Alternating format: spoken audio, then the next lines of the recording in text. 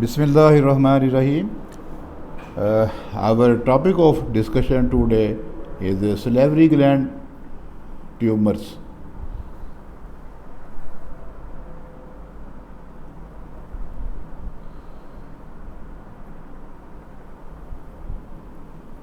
The major salivary glands, they are a parotid gland, submandibular gland, sublingual. They are in pairs, and the minor salivary glands, they are about ranging from 600 to 1000, and they are distributed throughout the mucosa of the upper aerodigestive tract, more common in the soft and hard palate, lips, cheeks, floor of mouth, and retromolar area. They are also present in oropharynx, larynx, trachea, and sinuses. These minor salivary glands, they contribute to 10% of the total saliva volume.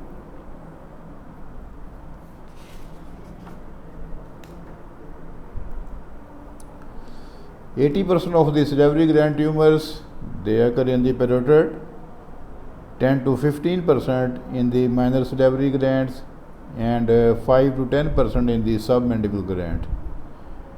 80% of the parotid tumors, they are benign. The most common is a pleomorphic adenoma. 50% of the submandibular gland tumors, they are benign, and 30% of the minor salivary glands, they are benign.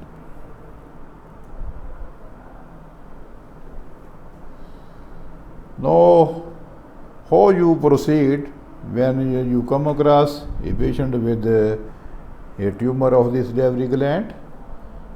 The history and physical examination, this is very important.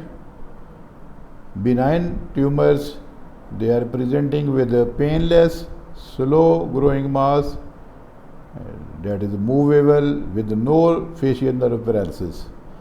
The malignant neoplasm, there is a pain and or painless mass, but there may be nerve paralysis and fixation or ulceration of the overlying skin and cervical lymphadenopathy.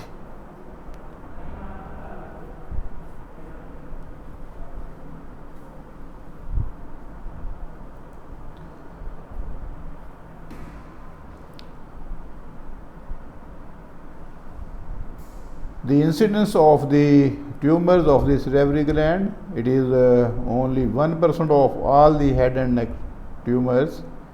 80% are at the parotid gland. So the tumors in the parotid gland, it is the most common.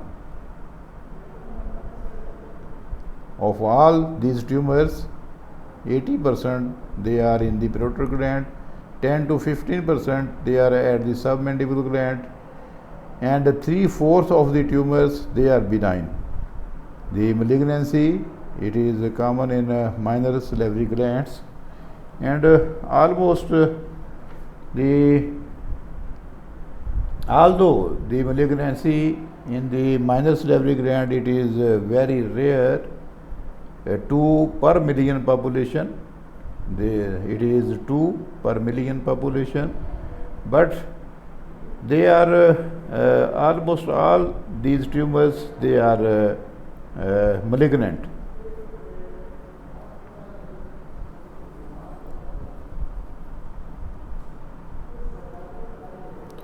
Now, the salivary gland tumors, they can be categorized into benign, malignant, and some of the tumors, they are controversial. They are in between the benign and malignant. Now, the benign tumors, they are pleomorphic adenoma, mixed parotid tumor, Warthin tumor, oncocytoma, monomorphic tumors, sebaceous tumors, papillary ductal adenoma, benign lymphoepithelial lesions, and There is a list of malignant neoplasms. The mucoepidermide carcinoma, adenine cystic carcinoma, acinic cell carcinoma, adenocarcinoma, carcinoma ex pleomorphic adenoma are malignant mixed tumor. Squamous cell carcinoma, undifferentiated carcinoma, and then the miscellaneous tumors. Now, the parotid tumors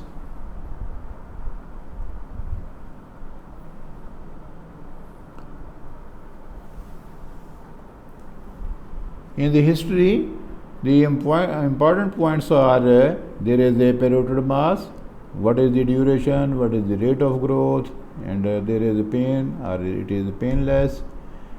Then the facial nerve paralysis, cervical lymphadenopathy, eye and joint symptoms, history of exposure to radiation. These are important points in history while you are dealing with the tumor of the parotid.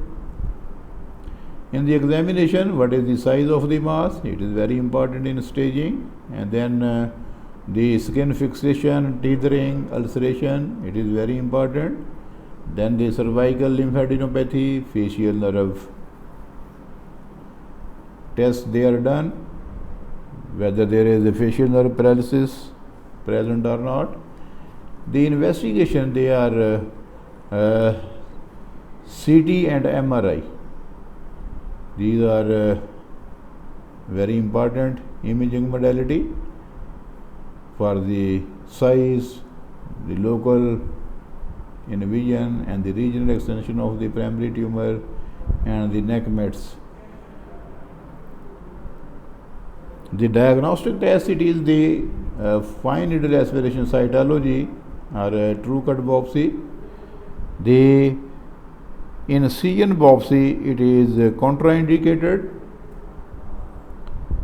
unless there is very advanced tumor and there is ulceration, then you can do this in CN biopsy, and also to decide whether you are to perform radical parotidectomy or not.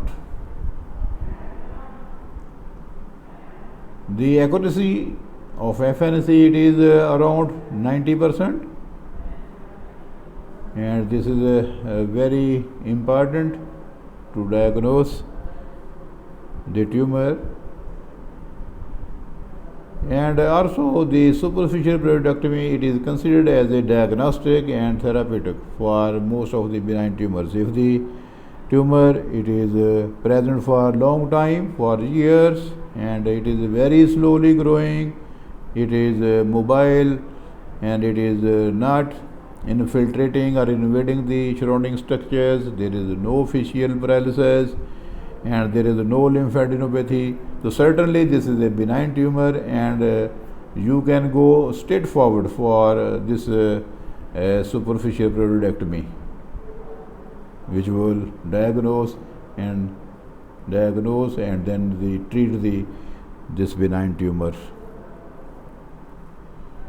Pleomorphic adenoma, this is the most common of all salivary gland neoplasms.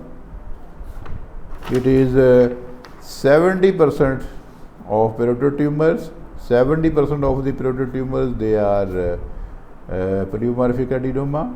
50% of the submandibular tumors, this is a pleomorphic adenoma, and it is also present in a minor salivary gland. And the sublingual tumors, they are most of the time, almost all of the sublingual tumors, they are malignant, and a very small percentage, about 6%, they are pleomorphic adenoma. It is present in 4th to 6th decade, 4th, 5th, 6th decade, and the pleomorphic adenoma, it is common in females as compared with the male. The ratio is 3 to 4 into 1, so it is more common in females. It is slowly growing, painless mass. In the parotid, 90% it is in the superficial lobe, and most are present in the tail of the gland. Grass pathology, it is smooth, well demarcated, solid, cystic changes are there. There may be myxoid stroma. This is the grass pathology. Now, what is the treatment? So, the treatment, it is complete surgical excision, what we call it as superficial parotidectomy with facial nerve preservation. So, this superficial parotidectomy, this is the most commonly done operation in parotid, in salivary glands.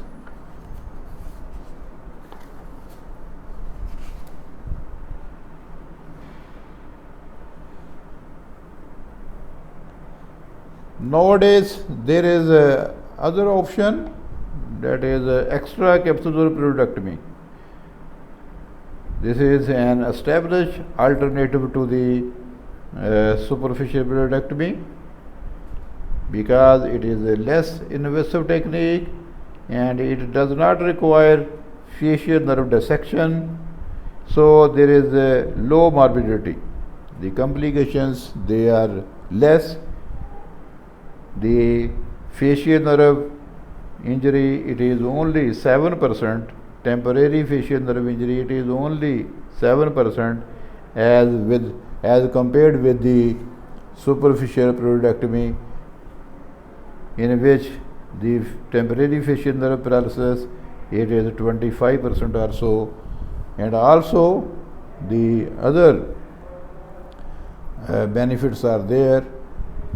The recurrence rate, it is also less in this extracapsular parotidectomy.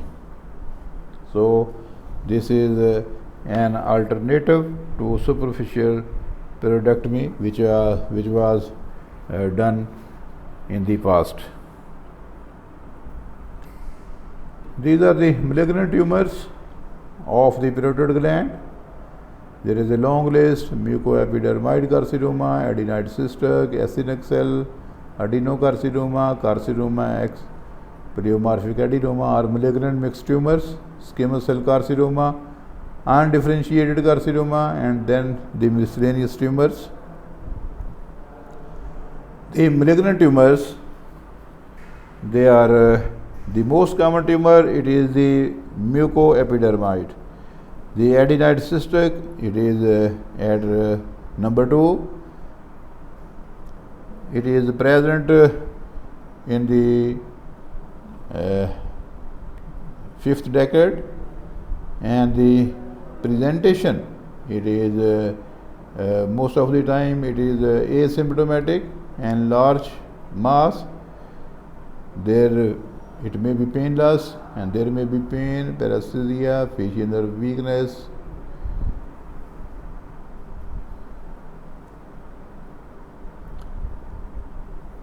Carcinoma X, pleomorphic adenoma, carcinoma developing in the epithelial component of the pre-existing pleomorphic adenoma.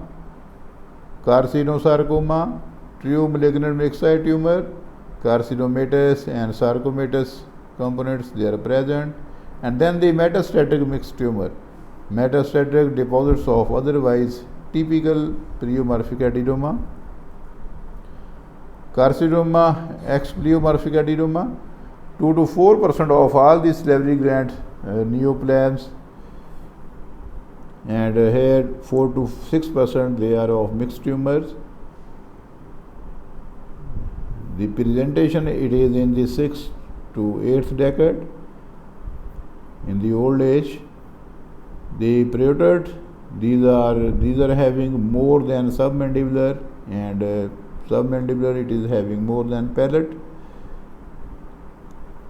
Risk of malignant degeneration, it is 1.5% in the first 5 years and 9.5% after the 15 years. Presentation, long-standing painless mass that undergoes sudden enlargement.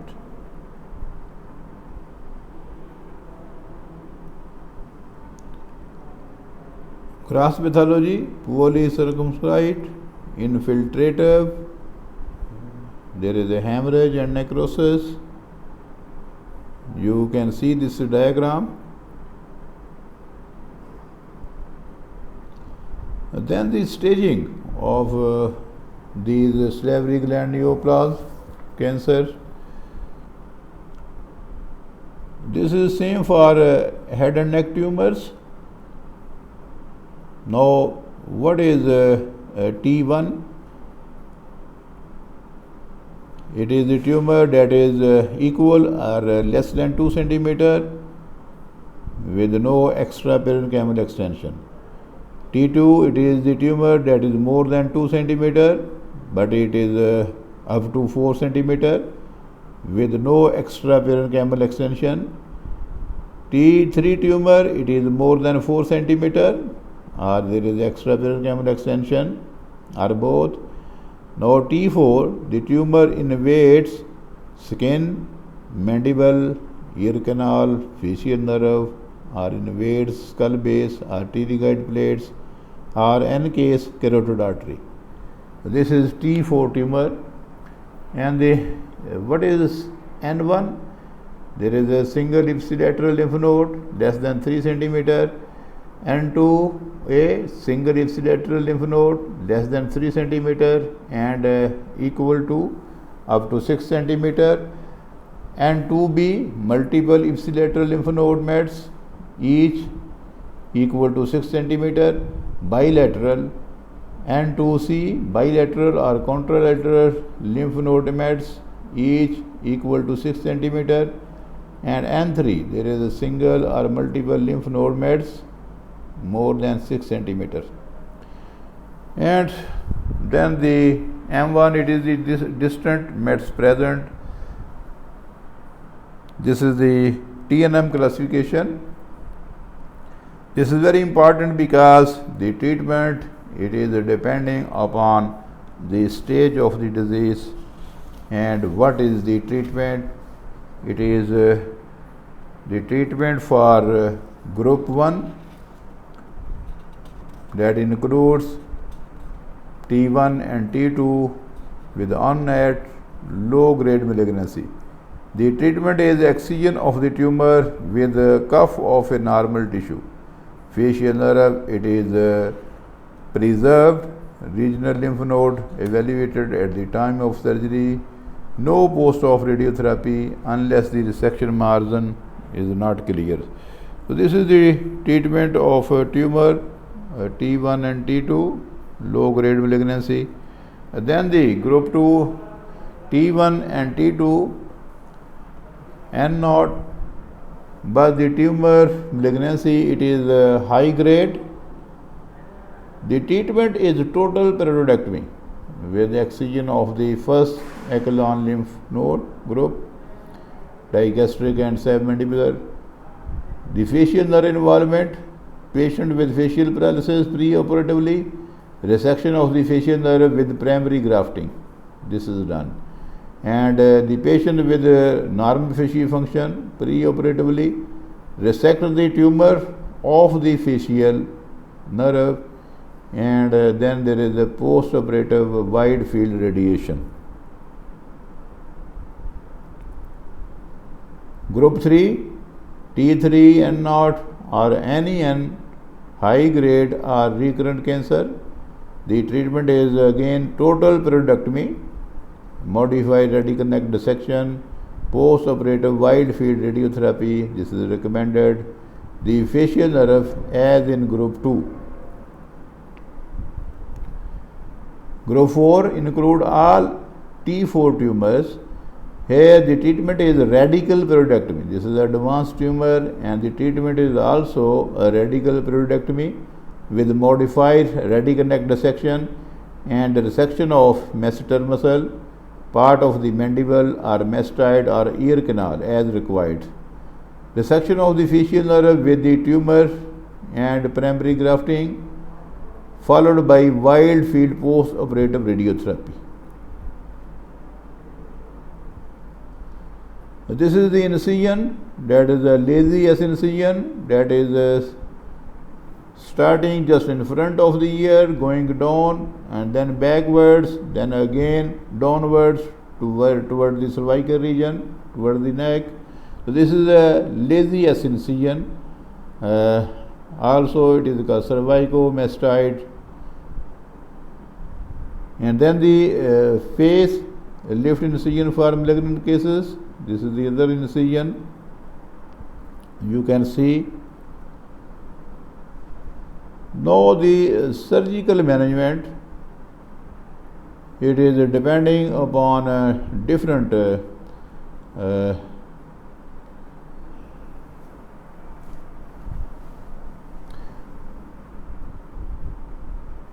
there are different stages of this surgery upon the parotid. You can see after incision you mobilize the gland and dissect it, and then you identify the facial nerve and its divisions, and you are to follow every nerve branch, the branch of the facial nerve, and you dissect along the branches, and you tunnel above each nerve branch, and you cut the parotid tissue, and you are to save the branches. This is one by one for all branches, and you preserve the facial nerve, divisions, and all the branches of the facial nerve: temporal, zygomatic, buccal, lower marginal, mandibular, and cervical. All the 5 branches you are to save in a superficial parotidectomy. So these are the different steps.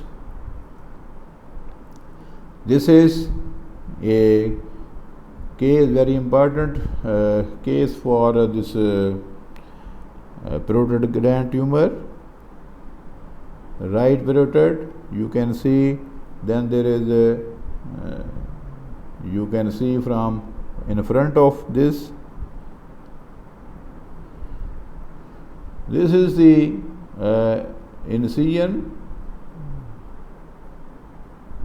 and you are to raise the flap, and you can see this adenoma. This is the adenoma, pleomorphic adenoma, a big one. Here you can see the nerve, its divisions you can see, and the branches.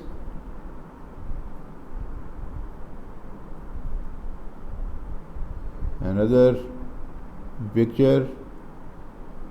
This is the closure of this incision.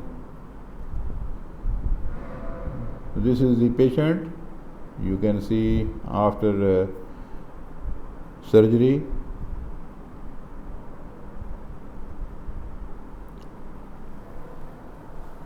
Now, some very important points to be remembered in parotid surgery. Pre-operative evaluation, this is very important. History examination, and then the investigations for fitness of the patient. It is including all the baseline investigations, the CBC, urea, creatinine, RBS, hepatitis screening, or anti-HIV, ECG, X-ray chest, and then you take consent for possible facial nerve injury. This is very important, and you are to operate in a bloodless field, and different things, they are important. You do this operation in a hypotensive anesthesia. The elevation of the head of the bed, it is very important. It decreases the bleeding, and tissue handling, it must be very gentle and careful, and proper hemostasis, this is very important. At every step, the proper hemostasis, it is very important.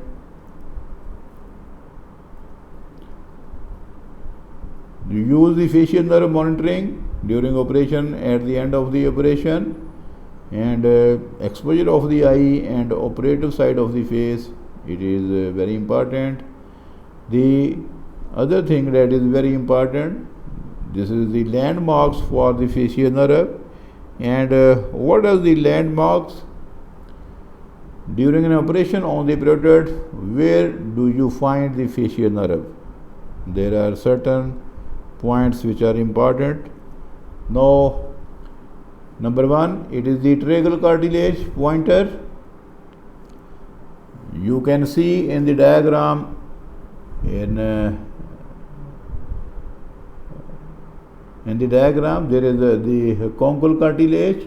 So this is the tragus cartilage. You can see in this diagram, it is always point to the facial nerve. The facial nerve is 1 centimeter inferior and medial to the pointer. You can see in this diagram. The styloid process, this is another point, styloid process. It can be exposed bluntly from a superior approach, and the nerve is found infralateral to it.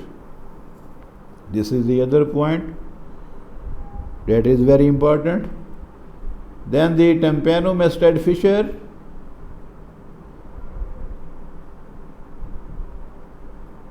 You can see here the facial nerve is 4 mm inferior to the tympanomastoid fissure as it exits from the stylomastoid foramen. You can see in this diagram tympanomastoid fissure. The other landmark, it is the posterior belly of digastric muscle. The facial nerve is superior to the upper border of the belly of digastric. You can see in this diagram the digastric muscle.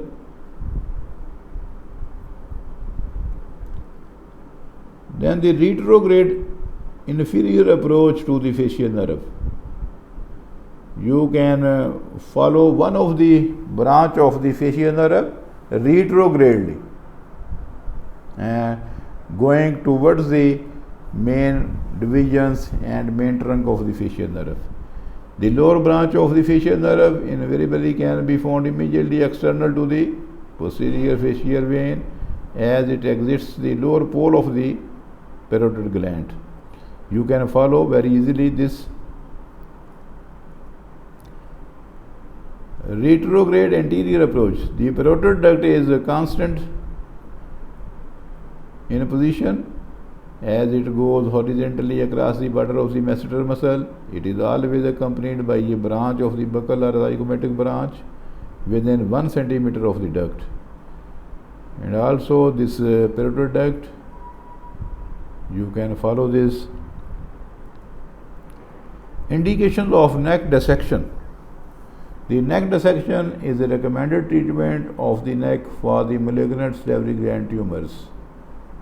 But when it is indicated, if there is a clinically cervical lymphadenopathy, as it is the case in 15% or so, the parotid tumor bigger than 4 centimeter, and there is a clinically cervical lymphadenopathy,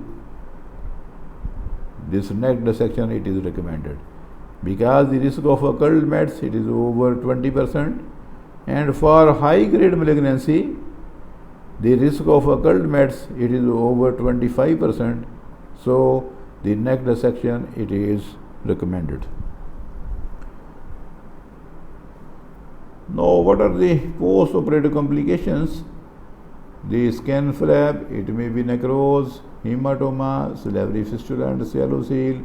It presents as an opening in the suture line below the lobule of the ear. Facial nerve paralysis, which could be temporarily 5 to 10% of the patient or even more. The permanent facial nerve paralysis, it is very less. The incidence, it is very less. In expert hands, it is only 2% or so.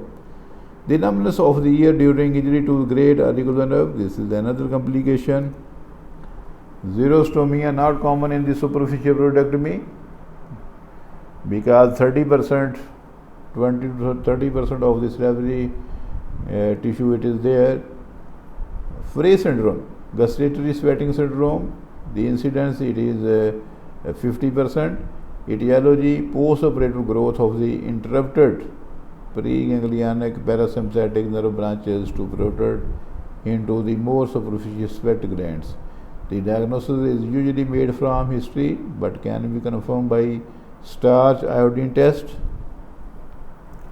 How do you treat Frey syndrome? This is a very important question in Viva. Although the Frey syndrome is usually a minor problem, it may require treatment which includes topical application of antiperspirant, injection of botulinum toxin, and surgical interposition of tissue, temporoparietal fascia or sternocleidomastoid, implantable material, acellular dermis. Facial nerve injury, the incidence of reversal, it is 3 to 5%. Transient dysfunction, it is more 8 to 65%. Paresis is more common. It resolves within 6 to 18 months. Primary reanastomosis, the cable graft, it is taken from great auricular nerve, and then the transposition, it may be from 12th to 7th. If the motor supply to the orbiculus oculi is weak or absent, aggressive eye care must be instituted to prevent corneal drying and injury. Such care includes the use of lubricants, taping the eye shut at night, moisture chambers during the day. Now, what are the indications of post-operative radiotherapy? These are the indications: high-grade tumor, gross or microscopic residual disease, tumor involving or close to the facial nerve, recurrent disease, documented lymph node mets, extraparotid extension, deep lobe cancers, and all 3 and 4 cancers. These are the indications of radiotherapy in case of malignant tumor of the parotid. Thank you.